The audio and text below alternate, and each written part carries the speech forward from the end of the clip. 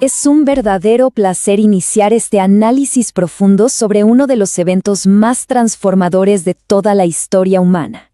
Hoy vamos a desempacar de manera sistemática y cronológica la fractura religiosa, política y cultural más significativa del mundo occidental, la Reforma Protestante. Y es que no se trató simplemente de un debate teológico aislado en una universidad, fue un auténtico sismo que reconfiguró por completo la política, la economía, la educación y la cultura de Occidente. Así que comencemos. Para comprender realmente la magnitud de este cambio histórico, vamos a seguir una ruta muy clara.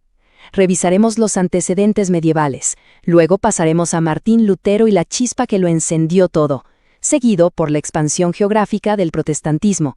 Después, veremos la respuesta institucional con la Contrarreforma católica, las devastadoras guerras religiosas y, finalmente, el legado que nos deja hasta el día de hoy. Sección 1.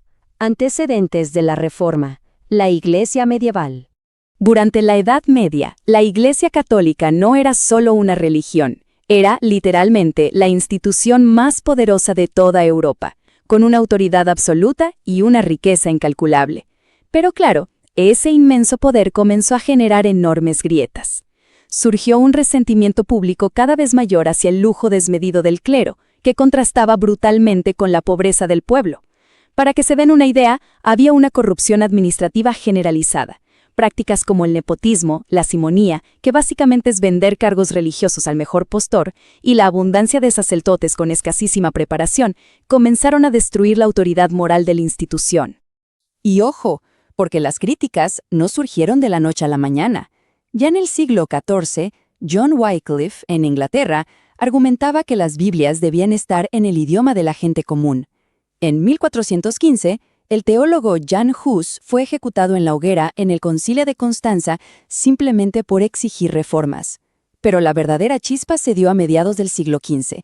El humanismo renacentista impulsó el pensamiento crítico, y la invención de la imprenta de Gutenberg hacia 1440 fue un cambio absoluto de las reglas del juego. De pronto, las ideas críticas podían circular a una velocidad nunca antes vista. Y en medio de todo este caldo de cultivo, llegamos al catalizador principal, las indulgencias. ¿Qué eran exactamente? Bueno, en términos sencillos, eran documentos oficiales vendidos por la Iglesia que prometían a los creyentes reducir el castigo por sus pecados en el más allá.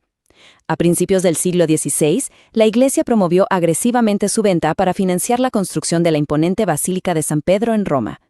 Para muchísimas personas, la idea de que el perdón divino pudiera comprarse con dinero en efectivo era profundamente injusta y explotadora. Era el combustible perfecto para la inminente ruptura. Sección 2. Martín Lutero y la chispa. Todo este descontento nos lleva directamente a la Alemania del siglo XVI.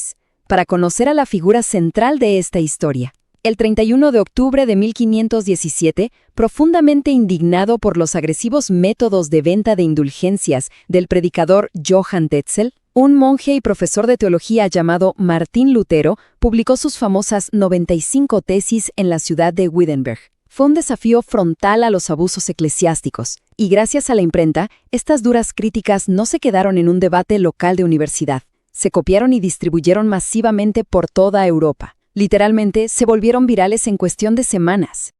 Para entender la magnitud del problema, veamos la tremenda divergencia teológica que se produjo.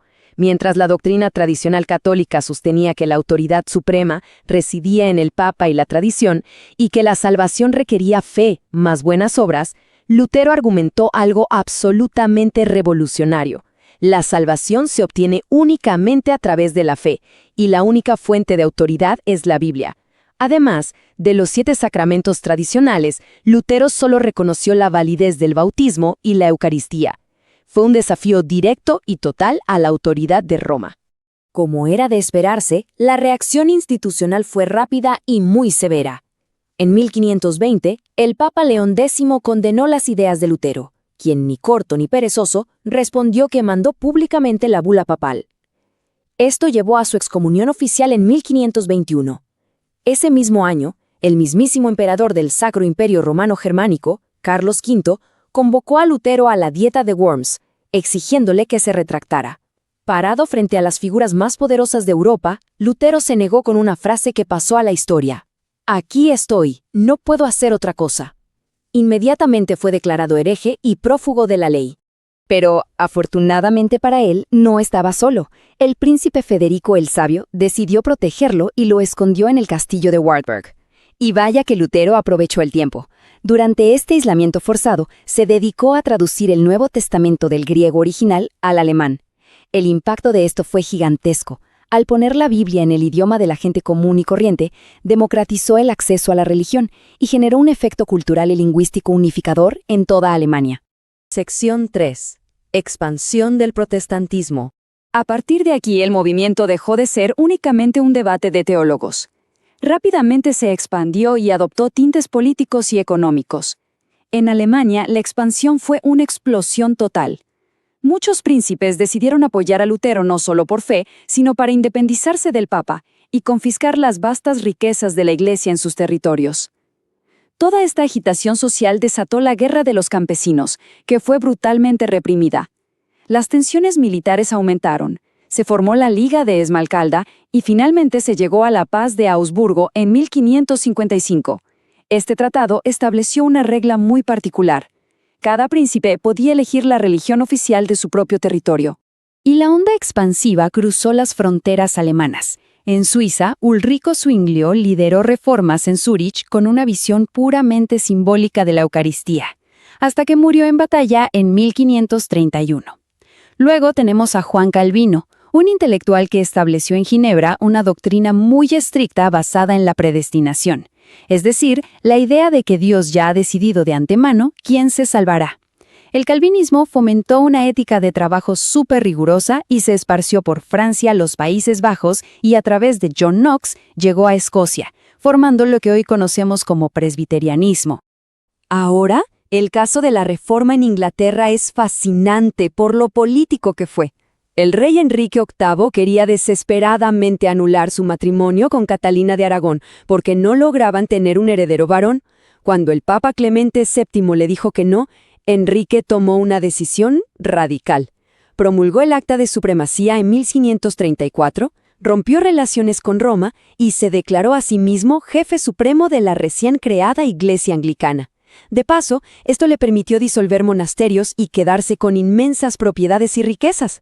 Tras mucha inestabilidad, fue su hija, Isabel I, quien logró consolidar el sistema. Sección 4. La Contrarreforma Católica. Evidentemente, la Iglesia Católica no se iba a quedar de brazos cruzados viendo cómo perdía la mitad de Europa. Lanzaron una estrategia defensiva y de renovación monumental conocida como la Contrarreforma, basada en 3 grandes pasos. Primero, el Concilio de Trento, que se reunió intermitentemente por casi 20 años y reafirmó sin titubeos los dogmas tradicionales y los 7 sacramentos. Segundo, la creación de la Compañía de Jesús por Ignacio de Loyola. Los jesuitas se volvieron la fuerza intelectual de choque, enfocados en educación y misiones globales. Y el tercer paso fue apretar las tuercas de la disciplina, fortalecieron la Inquisición y publicaron el famoso Índice de Libros Prohibidos. Sección 5. Las guerras religiosas europeas. Trágicamente, cuando se fractura una unidad cultural tan profunda, el resultado suele ser violento. Y Europa se sumergió en décadas de derramamiento de sangre, donde el celo religioso se mezcló con la ambición territorial de los reyes. La historia es oscura. En 1572, miles de protestantes hugonotes fueron asesinados en Francia en la matanza de San Bartolomé. Una paz frágil llegó con el Edicto de Nantes en 1598, pero la verdadera catástrofe fue la Guerra de los 30 años, a partir de 1618. Acabó con la vida de millones de personas y solo concluyó en 1648 con la Paz de Westfalia, un acuerdo que debilitó el poder imperial y reconfiguró el mapa político europeo. Sección 6. Consecuencias y legado. Para ir cerrando nuestro análisis, demos un paso atrás y miremos el panorama completo de lo que significó este movimiento del siglo XVI. A nivel macro, los cambios fueron absolutos. El cristianismo occidental se dividió de manera permanente. Políticamente, los monarcas aprovecharon el debilitamiento del Papa para consolidar un poder tremendo, dando lugar a los estados nacionales modernos. En el terreno económico, muchísimos historiadores conectan la estricta ética protestante del trabajo con las bases del capitalismo temprano. Además, la urgencia de que cada individuo leyera la Biblia desató campañas de alfabetización masivas sin precedentes. Pero el impacto no fue solo geopolítico o de altas esferas, transformó por completo el día a día de millones de personas. Imagínense ir a la iglesia y que, de repente, los servicios ya no sean en un latín incomprensible, sino en el idioma que hablas en casa. Los líderes espirituales ahora podían casarse, dejando atrás el celibato obligatorio. El hogar y la familia pasaron a ser el centro principal de la educación religiosa. Y a nivel visual, las nuevas iglesias protestantes eliminaron casi por completo las imágenes y estatuas, centrando toda la atención en la predicación de la palabra. Y así llegamos a una reflexión final. Lo que arrancó con un monje clavando un papel en la puerta de una iglesia en Alemania, desató una reacción en cadena que alteró el destino de toda la civilización occidental. Queda entonces esta gran pregunta: ¿cómo resuenan aún hoy estos debates teológicos del siglo XVI en nuestras sociedades? Si lo piensan, conceptos que hoy damos por sentados, como la libertad de conciencia, la responsabilidad individual, la separación entre la Iglesia y el Estado, tienen sus raíces directas en la Reforma protestante. Queda claro que entender la historia es la única manera de comprender realmente nuestro presente. Ha sido un gusto acompañarlos en este recorrido. Hasta nuestro próximo análisis.